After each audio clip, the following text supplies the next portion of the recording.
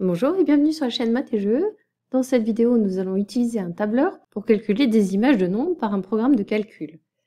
Dans la page 1, le programme est le suivant. Choisis un nombre, multiplie-le par 2, soustrais 6 au résultat trouvé. On peut commencer par faire le programme pas à pas, c'est-à-dire qu'on va rentrer les étapes du programme de calcul les unes après les autres.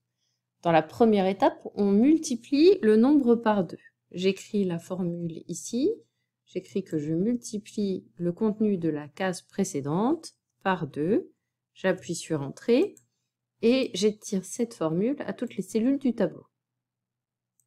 Et dans la deuxième étape du programme de calcul, j'ajoute 6 au résultat que je viens de trouver.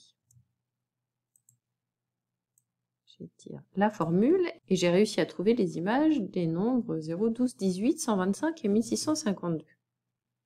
Dans la deuxième partie, on me demande de trouver une seule formule qui permet de calculer les images de ces nombres par le programme de calcul. Cette formule va consister à multiplier le nombre de départ par 2 et lui ajouter 6. Donc je vais écrire égal la case précédente fois 2 et j'ajoute 6 à ce résultat. Et je peux étirer la formule pour calculer les images de tous les autres nombres. Passons à la page 2. Ça ressemble beaucoup, sauf qu'il y a une petite subtilité. Pas à pas, ça ne change rien du tout. On commence par choisir un nombre et lui ajouter 2. Donc j'ajoute 2 au nombre. Et je fais ça pour tous les nombres dont on me demande de calculer les images. Et le résultat que je viens de trouver, je le multiplie par 3.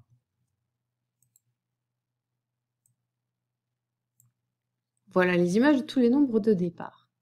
Si j'écris une formule générale qui permet de passer du nombre à son image, je vais devoir faire attention.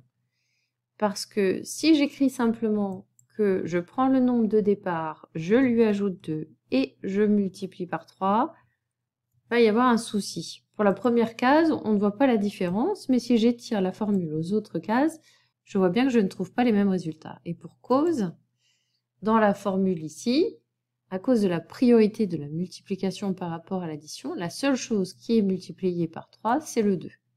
Donc pour que ce soit tout le résultat calculé à l'étape précédente, je vais devoir mettre entre parenthèses l'addition du nombre de départ et de 2. Maintenant, je vais étirer cette formule corrigée et je retrouve bien exactement les mêmes valeurs pour le calcul de ces images de nombres. C'est la fin de la correction de cet exercice. Merci de l'avoir suivi et à bientôt pour une prochaine vidéo.